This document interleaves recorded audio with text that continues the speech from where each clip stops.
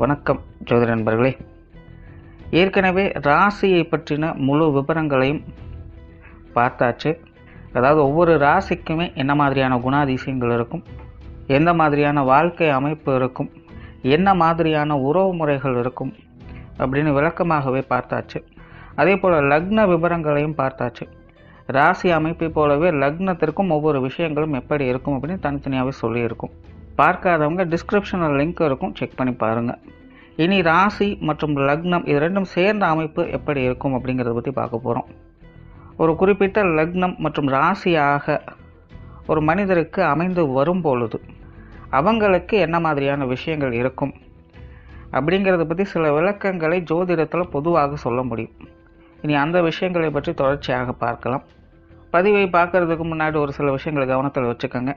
எப்பவும் சொல்லக்கூடிய விஷயங்கள் தான் இங்கு சொல்லக்கூடிய விஷயங்கள் முழுமையாக உங்களுக்கு பொருந்தணுங்கிற அவசியம் கிடையாது. ஏன்னா ஒரு மனிதனை பற்றி அவங்களுடைய சுய ஜாதகம் மட்டும்தான் முழுமையான விஷயங்களை சொல்ல முடியும். மற்ற விஷயங்கள் எல்லாமே ஒரு பொதுவான அமைப்பு கொண்டது தான். இங்கு சொல்லக்கூடிய விஷயங்களை நீங்கள் கிராஸ் பண்ணி வருவீங்க. உங்களுடைய வாழ்க்கையில் சில அனுபவங்களாகவும் உணர்வுபூர்வமான விஷயங்களாகவும் பெற முடியும். அதே போல் ராசி முக்கியமாக இல்லை லக்னம் முக்கியமாக அப்படின்னாலும் குழப்பிக்க வேண்டாம். ராசி லக்னம் அப்படிங்கிறதெல்லாம் பார்த்திங்கன்னா ஒரு சில ஐடென்டிட்டி மட்டும்தான். ஜோதிட பலன்கள் எடுக்கிறதுக்காக பொதுவாக தெரிஞ்சிக்க வேண்டிய சில விஷயங்கள் அவ்வளோதான். மற்றபடி 9 கிரகங்கள் 12 கட்டம் 27 நட்சத்திரங்கள் கொண்ட ஒரு அமைப்பு தான் நமக்கு முழுமையாக முக்கியம். அதுதான் ஒவ்வொரு செகண்டும் நமக்கு தேவையான எல்லா விஷயங்களையும் தீர்மானிக்கிறது. அதனால் ராசி முக்கியமாக இல்லை லக்னம் முக்கியமாக அப்படின்னாலும் குழப்பிக்காதீங்க. நம்ம யாருன்னு கேட்டால் நம்மளுடைய பேரை எப்படி ஒரு அடையாளமாக சொல்கிறோமோ அந்த மாதிரி தான் நம்மளுடைய சுய ஜாதகத்திற்கு அடையாளமாக இந்த ராசியும் லக்னமும் அமைந்து வருது. மற்றபடி இங்கே எல்லாமே முக்கியம் அப்படிங்கிறத மனசில் வச்சுக்கோங்க. மீன ராசி மீன லக்னம். இந்த மீன ராசி மீன லக்னத்தில் பிறந்தவங்க ரொம்பவுமே அமைதியானவர்கள், கலகலப்பான நபர்களாகவே இருப்பாங்க. பெரும்பாலும் இந்த ஏக ராசி ஏக லக்னத்தில் பிறந்தவங்க சுய மேம்பாட்டை அதிகம் விரும்பக்கூடியவங்களாக இருப்பாங்க. தான் உண்டு தான் வேலை உண்டுன்னு இருக்கக்கூடியவங்க. மற்றவங்களுடைய விஷயங்கள்ல அவ்வளோ சீக்கிரம் தலையிட மாட்டாங்க. சுதந்திர மனப்பான்மை உடையவங்களாக இருப்பாங்க. தனக்கு மிஞ்சின பிறகுதான் தானமும் தர்மமும் கான்செப்ட்ல அவங்க இருப்பாங்க. ஸோ அப்படி இந்த மீன ராசி மீன லக்னத்தில் பிறந்தவங்களுக்கும் இந்த நிலைகள் எல்லாம் பொருந்து செய்யும். அதே போல இவங்களுக்கு இந்த மனதுக்கும் புத்திக்கும் பெருசா வேற்றுமை அப்படிங்கிறது இருக்காது. இவங்க என்ன நினைக்கிறாங்களோ அதையே செயல்படுத்தக்கூடிய திறன் என்பது உங்களுக்கு உண்டு.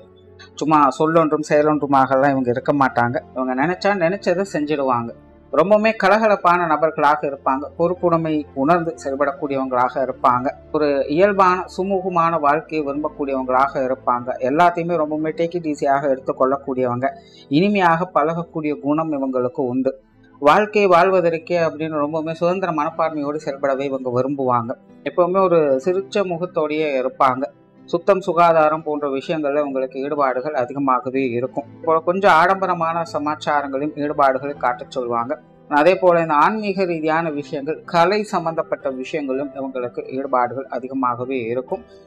பொழுதுபோக்கு விஷயங்கள்ல ஆர்வம் காட்டக்கூடியவங்களாக இருப்பாங்க. நிறைய வெளியிடங்களுக்கு போய் வரணுங்கிற எண்ணம் இவங்களுக்கு அதிகமாக இருக்கும். விருந்து விழாக்களில் பங்கெடுத்துக் கொள்வது, இல்லைன்னா இந்த சுற்றுலா போன்ற விஷயங்களை மேற்கொள்வது, இந்த மாதிரியான விஷயங்களை அதிகம் விரும்பக்கூடியவங்களாக இருப்பாங்க. கலை உணர்வு அதிகம் மிகுந்தவங்க. மீடியா துறைகள் சார்ந்த விஷயங்கள்ல விருப்பங்கள் அதிகமாக இருக்கும். குறிப்பாக இந்த என்டர்டெயின்மெண்ட் சார்ந்த விஷயங்கள்ல உங்களுக்கு ஈடுபாடுகள் அதிகமாகவே இருக்கும். சொன்ன சொல்லையும் கொடுத்த வாக்கையும் காப்பாற்றக்கூடியவங்களாக இருப்பாங்க. கொஞ்சம் காரசாரமான பேச்சு நடை உடையவங்க. சென்டிமெண்ட் பிரியர்கள்.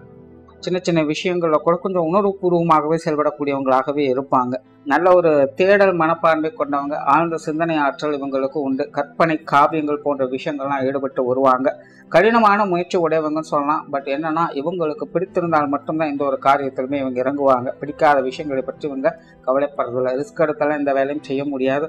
பிடிச்சா மட்டும்தான், பிடித்த வேலையை மட்டும்தான் செய்ய முடியும் அப்படின்னு பேசக்கூடியவங்களாக இருப்பாங்க. அதனால் பிடித்த விஷயங்களாக இருந்தால் மட்டும் அதில் விடாமுயற்சியோடும் முனைப்போடும் செயல்படக்கூடியவங்களாக இருப்பாங்க. புதுமையை விரும்பக்கூடியவங்களாக இருப்பாங்க. அதே நேரம் பழமையை போற்றக்கூடிய நிலையும் உங்களுக்கு உண்டு.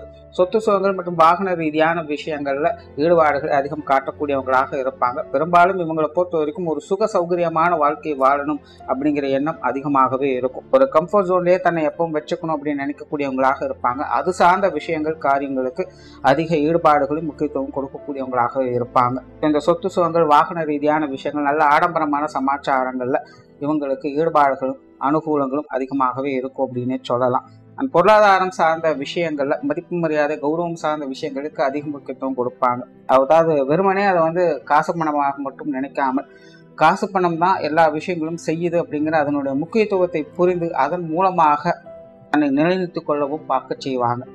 பொது விஷயங்கள் காரியங்கள்ல அளவான ஈடுபாடுகளே இருக்கும். ஏன்னா நார்மலாகவே இங்கே வியக்கிறாவே மற்றவங்களுடைய விஷயங்கள் காரியங்கள் அவ்வளோ சீக்கிரம் தலையிட மாட்டாங்க. ஆனால் மற்றவங்களுடைய பார்வையில இருந்து மற்றவங்க இவங்களுடைய தேவைகளை அணுகி வரக்கூடிய நிலைகள் அதிகமாக இருக்கும். அதாவது எந்த ஒரு விஷயங்கள் காரியத்துக்கும் இவங்க மற்றவங்களை தேடி போக மாட்டாங்க. ஆனால் மற்றவங்க இவங்களை தேடி வரக்கூடிய நிலைகள் அதிகமாக இருக்கும். அதன் காரணமாக இந்த வெளி விஷயங்கள் காரியங்கள் பொது விஷயங்கள் காரியங்கள் ஒரு அளவான ஈடுபாடுகள் அப்படிங்கிறது தனிப்பட்ட முறையில் இருந்துகிட்டே இருக்கும். சுய ஜாதக ரீதியாக கிரக அமைப்புகள் நல்லபடியாக இருக்கும் பட்சத்தில் பேரும் புகழோடு மற்றவங்களுடைய பார்வையில ஒரு பெரிய மனிதர்களாக இவங்களால சீரும் சிறப்பும் மிக்க ஒரு வாழ்க்கையை வாழ முடியும். பட் அதுவே சுய ஜாதக ரீதியாக கிரக அமைப்புகள் சரியில்லை அப்படிங்கிற பட்சத்தில் மற்றவங்களுடைய பார்வையில இவங்க சுயநலவாதிகளாக மாற ஆரம்பிச்சிருவாங்க. அதாவது தனிப்பட்ட முறையில இவங்க அப்படித்தான் அப்படிங்கிறதெல்லாம் கிடையாது. ஆனால் மற்றவங்களுடைய பார்வைக்கு இவங்க அப்படி தெரிய ஆரம்பிச்சிருவாங்க. இதனால வெளி விஷயங்கள் காரியங்கள் கொஞ்சம் கான்ட்ரவர்சியான நிலைகள் மற்றவங்க மத்தியில் கொஞ்சம் கருத்து வேற்றுமைகள் போன்ற நிலைகளை அடிக்கடி பார்க்க வேண்டியதாக இருக்கும். ஸோ சுய ஜாதக ரீதியாக இந்த கிரக அமைப்புகளோட நிலைப்படி இந்த விஷயங்கள் சில மாற்றங்கள் அப்படிங்கிறது கண்டிப்பாக இருக்கும். அதே போல இவங்களை பொறுத்த வரைக்கும் இந்த தீதும் நன்றும் பிறர் தர வாரா அப்படிங்கிற பழமொழியும் இவங்களுக்கு முழுமையாக பொருந்தும். இவங்களோட வாழ்க்கையை பொறுத்த வரைக்கும் என்ன விஷயங்கள் நடந்தாலும் அதற்கு முழு பொறுப்பாளிகள் இவங்க மட்டும்தான். நல்லது நடந்தாலும் சரி கெட்டது நடந்தாலும் சரி அது இவங்களால தான் இருக்கும். மற்றவங்களை குறை சொல்றதுனால இவங்களுக்கு எந்த ஒரு பிரயோஜனம் இருக்க போறது இல்லை.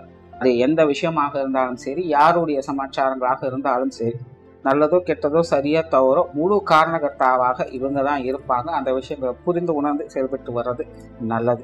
ஆன்மீக விஷயங்கள் ஈடுபாடுகள் இருக்கும். பட் ரொம்பவுமே அதிக அளவில் இன்வால்மெண்ட் அப்படின்னு பார்க்க முடியாது. ஓரளவுக்கு இந்த விஷயங்கள் ஈடுபாடுகளை காட்டுவாங்க. ஜென்ரலாக பார்த்தீங்கன்னா இந்த மீன ராசி மீன லக்னக்காரங்க ஆன்மீக சமாச்சாரங்கள் ஈடுபாடுகளை இவங்க காட்ட செய்வாங்க. பட் ராசியும் லக்னம் ஒன்றாக அமையும் பொழுது ரொம்பவுமே ப்ராக்டிக்கலான விஷயங்கள் ஈடுபடுவாங்க. இந்த பரம்பரை விஷயங்கள் இல்லை இந்த மூட நம்பிக்கை சார்ந்த விஷயங்கள் இல்லை மற்றவங்க சொல்கிறாங்க அப்படிங்கிறதுக்காக ஒரு விஷயத்தை செய்யுது இந்த மாதிரியான விஷயங்கள் அவங்களுக்கு பெருசாக ஈடுபாடுகள் இருக்காது. இந்த ஆன்மீக சமாச்சாரங்கள் ரொம்பவுமே ப்ராக்டிக்கலாக இருக்கக்கூடிய விஷயங்களை அணுகக்கூடியவங்களாக இருப்பாங்க. ஸோ இந்த ஆன்மீக சமாச்சாரங்கள் அளவான ஈடுபாடுகள் அப்படிங்கிறது இருக்கும். பிரயாண விஷயங்கள்ல விருப்பங்கள் அதிகமாக இருக்கும். பிரயாண விஷயங்களை விரும்பக்கூடியவங்களாகவும் ரசிக்கக்கூடியவங்களாகவும் இருந்து வருவாங்க. நிறைய பிரயாணங்களை செய்யக்கூடிய அமைப்புகளும் இவங்களுக்கு உண்டு. காரியங்கள் மற்றும் செயல்பாடுகள் வகையில் சுகப்பிரியர்களாக இருப்பாங்க. இவங்க அறக்க பறக்க எந்த ஒரு விஷயங்கள் காரியங்களும் ஈடுபடக்கூடியவங்க அல்ல. ஆழ்ந்த சிந்தனைகள் பிறகுதான் எந்த ஒரு காரியத்திலுமே இவங்க இறங்குவாங்க. ரிஸ்க் எடுக்கும் தயாராக இருப்பாங்க. பட் இருந்தாலுமே ஆரம்பத்தில் சொன்ன மாதிரி இவங்களுக்கு பிடித்திருந்தால் மட்டும்தான் அந்த காரியத்தில் ஈடுபடுவாங்க. அதே போல எந்த ஒரு காரியம் செய்தாலும் அது ஒரு கம்ஃபர்ட் ஜோன்லேயே அமைச்சுக்குவாங்க. ஒரு பக்காவான ஒரு பிளானிங் அண்ட் எக்ஸிக்யூஷனோட தான் இருப்பாங்க. யாருக்கு என்ன வேலை கொடுக்கணும் யாருக்கு என்ன வேலை செய்யணும் அப்படிங்கிற விஷயங்கள்லாம் அறிந்து உணர்ந்து செயல்படக்கூடியவங்களாகவே இருப்பாங்க. ஸோ ஒரு காரிய ரீதியான விஷயங்களை ரொம்பவுமே பெக்யூலியராகவும் சுகப்பிரியர்களாகவுமே இவங்க இருப்பாங்க. குடும்ப விஷயங்கள் காரியங்களை பொறுத்த வரைக்கும் நார்மலாகவே இது ஒரு அளவான அமைப்புகள் தான். ஏன்னா ஜென்ரலாகவே குடும்ப விஷயங்கள் காரியங்கள் ஈடுபாடுகள் அப்படிங்கிறது இவங்களுக்கு கொஞ்சம் குறைவு. ஆனால் குடும்ப உறவுகளுடைய அரவணைப்புகளும் முழுமையாக பெற்றிருப்பாங்க. அதாவது இவங்க மற்றவங்களுக்காக செய்கிறாங்களோடையோ மற்றவங்க இவங்களுக்காக எல்லா விஷயங்கள் காரியங்களையும் அவங்க கடமைகளை கரெக்டாக செஞ்சுட்டு போகக்கூடிய நிலைகள் அப்படிங்கிறது இருக்கும். அதனால குடும்ப உறவுகளுடைய அனுசரணையும் அரவணைப்பையும் இயல்பாகவே பெறக்கூடிய நிலைகள் இருக்கிறதுனால இந்த குடும்ப வாழ்க்கையில் ஒரு அளவான ஈடுபாடுகள் அப்படிங்கிறது இருந்துகிட்டே இருக்கும். பட் குடும்ப உறவுகளுக்குள்ள கொஞ்சம் இந்த காரசாரமான விவாதங்கள் அப்படிங்கிறது தவிர்க்க முடியாது. கொஞ்சம் ஏட்டி போட்டியான சமாச்சாரங்கள் விவாதங்கள் போன்ற விஷயங்கள் அவ்வப்போது வந்துகிட்டே தான் இருக்கும். இருந்தாலுமே குடும்ப மரியாதை குடும்ப கௌரவத்தை போற்றக்கூடியவங்களாக இருப்பாங்க. அதே போல குடும்பத்தை விட்டு கொடுக்காதவர்களாகவும் இருந்து வருவாங்க. குடும்ப கௌரவத்துக்கு எந்த பங்கம் வரக்கூடிய நிலைகள்ல இவங்க தவிர்த்து கொண்டு தான் வருவாங்க.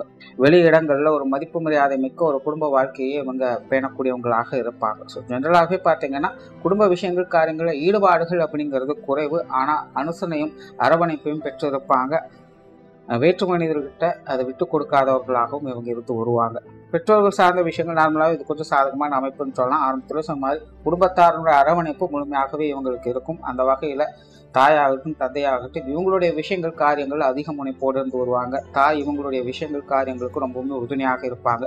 தந்தை இவங்க மேலே ரொம்பவுமே அன்பு வைத்துக்கக்கூடியவங்களாக இருப்பாங்க. பட் என்னன்னா இந்த சென்டிமெண்ட் சார்ந்த விஷயங்கள் அவ்வப்போது அடி வாங்குவாங்க. கடமையை பலனை எதிர்பாராது அப்படிங்கிற மாதிரி பெற்றோர்களுடைய அனுசரணையான அரவணைப்பை முழுமையாக பெற்றிருப்பாங்க. அந்தந்த வயது நிலைக்கேற்ப அவங்களுடைய விஷயங்கள் காரியங்கள் இவங்களுக்கு சாதகமாகவே இருந்துகிட்டு இருக்கும். பட் வாழ்க்கையில் ஒரு சில காலகட்டங்களில் இவங்க மூலமாக பெற்றோர்களுக்கு சில சங்கடங்கள் அப்படிங்கிறது வந்து போயிட்டு இருக்கும். ஸோ அந்த நிலைகளில் பெற்றோர்களுடைய உறவுமுறைகளை சின்ன சின்ன சங்கடங்கள் அப்படிங்கிறது தவிர்க்க முடியாததாகவே இருக்கும். அது இவங்களை நினைத்தோ அல்லது இவங்களுடைய நிலையை நினைத்தோ வருத்தக்கூடிய அமைப்புகள் அவங்களுடைய பெற்றோர்களுக்கு சில காலகட்டங்கள் அப்படிங்கிறது இருந்துகிட்டு இருக்கும். மற்றபடி பெற்றோர்கள் சார்ந்த விஷயங்கள் இவங்களுக்கு சாதகமான நிலைகள் தான் இருக்கும். சுருக்கமாக சொன்னால் இவங்க பெற்றோர்களுக்காக கடமையை செய்கிறாங்களோ இல்லையோ அவங்களுடைய பெற்றோர்கள் இவங்களுக்காக கடமைகளை கரெக்டாக செஞ்சுட்டு வந்துடுவாங்க.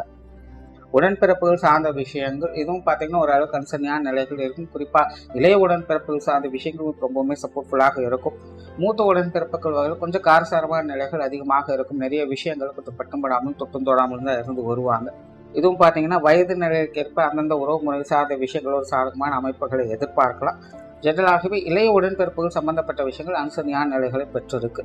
மூத்த உடன்பிறப்புகள் வகையில் கொஞ்சம் கவனம் தேவை.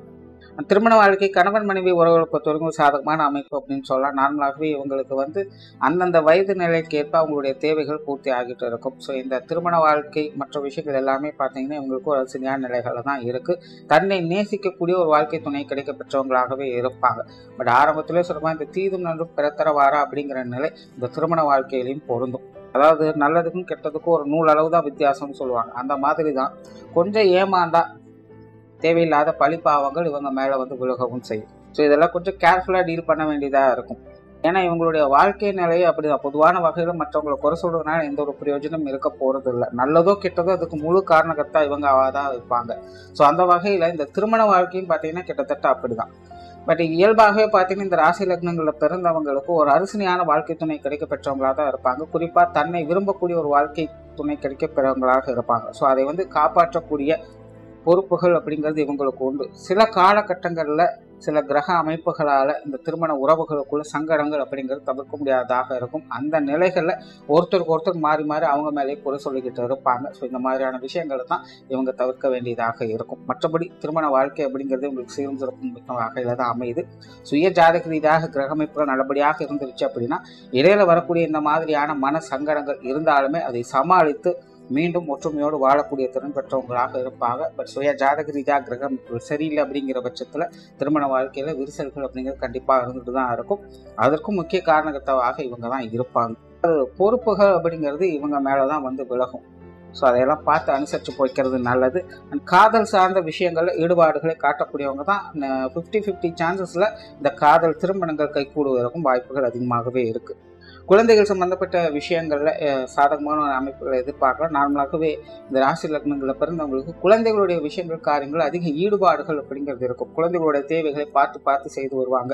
குழந்தைகளுடைய காரியங்களுக்கு அதிக முக்கியத்துவம் கொடுத்து வருவாங்க. தன்னை போலவே தன்னுடைய குழந்தையும் பாவிக்கக்கூடிய அமைப்புகள் இவங்களுக்கு உண்டு. அதனால் குழந்தைகளோட விஷயங்கள் வரும்போது ஒவ்வொரு விஷயமே கொஞ்சம் பார்த்து செய்யக்கூடிய நிலைகள் என்பது இவங்களுக்கு இருக்குது. குணாதிசய வகையில் இவங்களும் இவங்களோட குழந்தைகளும் கிட்டத்தட்ட ஒரே மாதிரியான அமைப்புகளை பெற்றவங்களாகவே இருப்பாங்க. ஆனால் இவங்களோட குழந்தைகளுக்கு பிரயாண விஷயங்கள் அப்படிங்கிறது ஈடுபாடுகள் அதிகமாக இருக்கும். ரொம்பவுமே ஒரு கம்ஃபர்ட் ஜோனை அதிகம் விரும்பக்கூடியவங்களாக இருப்பாங்க. முகப்பிரியர்களாகவும் ஆடம்பர வாழ்க்கையை விரும்பக்கூடியவங்களாகவும் அவங்க இருந்து வருவாங்க. அண்ட் சிலருக்கு இந்த ஆன்மீக விஷயங்கள் ஈடுபாடுகள் அப்படிங்கிறதும் இருந்துகிட்டு இருக்கும். உற்றார் உறவினர்கள் நண்பர்கள் சார்ந்த விஷயங்கள் பெரும்பாலும் இது கொஞ்சம் கான்ட்ரவர்சியான நிலைகளாக தான் இருக்கும். ஜென்ரலாகவே இந்த ராசி லக்னங்களில் பிறந்தவங்களுக்கு பார்த்தீங்கன்னா இந்த நண்பர்கள் சார்ந்த விஷயங்கள் உறவினர்கள் சார்ந்த விஷயங்கள்லாம் சரி தவறு அப்படின்னு பிரித்து பார்க்க முடியாத நிலைகளில் சூழ்நிலைக்கு தகுந்த மாதிரி அது மாறிக்கொண்டே தான் இருக்கும். சூழ்நிலைக்கு தகுந்த மாதிரி நல்லவங்க கெட்டவங்களாகவும் மாறுவாங்க, கெட்டவங்க நல்லவங்களாகவும் மாறுவாங்க. ஸோ இது இப்படித்தான் அப்படின்னு ஜட்ஜ்மெண்ட் பண்ணவே முடியாது. சூழ்நிலைக்கு தகுந்த மாதிரி அது எப்படி இருக்கோ அனுசரித்து போக வேண்டியதாக தான் இருக்கும். அந்தந்த நேர காலகட்டங்களுக்கு யார் ஒத்து வராங்களோ அவங்களை அனுசரிச்சுக்கிறது நல்லது. ஆகாதவங்களை விட்டு கொஞ்சம் விலகி இருக்கிறது நல்லது. மற்றபடி இது இப்படி தான் அப்படி தான் சொல்லிட்டு ரொம்பவுமே தீவிரமாக அவங்க மேலே ஏதாவது ஒரு சங்கடத்தை வளர்த்து கொண்டிருந்தால் அது கடைசி வரைக்கும் அது அப்படியே தான் இருக்கும். பெருசாக எந்த ஒரு பிரயோஜனமும் இருக்காது. ஸோ ஜென்ரலாகவே உறவினர்கள் நண்பர்கள் சார்ந்த விஷயங்கள்லாம் பட்டும்படாமலும் தொட்டும் தொடாமலும் தான் அவங்களுக்கு இருந்துகிட்டு இருக்கும். தொழில் வேலை உத்தியோகம் சார்ந்த விஷயங்கள் நார்மலாகவே இது ஒரு அளவான அமைப்புகள் அப்படின்னு சொல்லலாம். அதாவது ஆரம்பத்திலே சொன்னால் ரொம்பவுமே கம்ஃபர்ட் ஜோனே இவங்க விரும்பக்கூடியவங்க. அதனால தனக்கு விரும்பிய விஷயங்கள் காரியங்கள் அதிக ஈடுபாடுகளை காட்டுவாங்க. ஸோ அந்த மாதிரியான வேலை உத்தியோகம் சார்ந்த விஷயங்களை தான் இவங்க செய்து கொண்டு வருவாங்க. நுணுக்கமான அறிவுத்திறன் பெற்றவங்க அப்படின்னால உங்களுக்கு சொல்ல முடியாது. பட் எதா இருந்தாலும் ரொம்பவுமே எளிமையாகவும் இனிமையாகவும் செய்யக்கூடிய ஆற்றல் பெற்றவங்களாக இருப்பாங்க. தெரியாததை கூட கற்றுக்கொண்டு செயல்படுத்தக்கூடிய அமைப்புகள் என்பது இவங்களுக்கு உண்டு. ரொம்ப ரிஸ்கான வேலைகளை கூட பிடித்திருந்ததுதான் சர்வ சாதாரணமாக இயல்பான நிலைகளில் இவங்க செஞ்சுட்டு வருவாங்க. நார்மலாகவே தொழில் வேலை உத்தியோக ரீதியாக ரொம்பவுமே ஒரு கம்ஃபர்ட் ஜோன்ல செயல்படுத்தக்கூடியவங்களாகவே இவங்க இருந்து வர்றாங்க. வெளியூர் மற்றும் வெளிநாடு சமாச்சாரங்கள் அளவான ஈடுபாடுகள் இருக்கும். ஸோ ஓவராலா இந்த மீன ராசி மீன லக்னத்தில் பிறந்தவங்க தன் கையே தனக்கு உதவி அப்படிங்கிற நிலைகளை வாழக்கூடியவங்க.